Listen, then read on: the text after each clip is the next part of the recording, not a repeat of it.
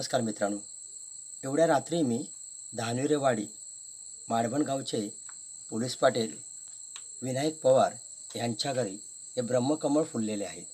गेले 2 दिवस ब्रह्मकमळांचं फुलण्याचं प्रमाण वाढत चाललेलं आहे.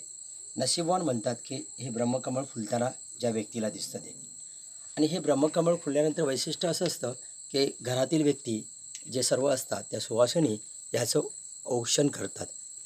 विनायक पवार यांच्या मातोश्री आता ह्या ब्रह्मकमळांची पूजा करणार आहेत.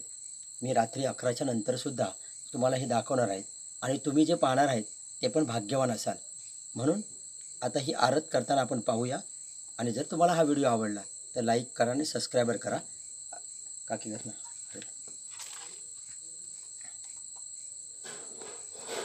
आज ही ब्रह्मकमळ टोटल 19 ब्रह्मकमळ अशी फुललेली आहेत. तुम्ही पाहिलं असेल. आणि वैशिष्ट्य म्हणजे प्रत्येक वर्षी या पवार कुटुंबांच्या घरी हे ब्रह्मकमळ फुलत असतात. हे एक वैशिष्ट्य आहे आणि पाहणाऱ्यांनासुद्धा त्या आनंद वाटतो आणि आम्ही पण प्रत्येक वर्षी त्याची वाट पाहत असतो. पाहूया हे ब्रह्मकमळांचं भाग्यवानांसाठी हे परवाने. मेरा ना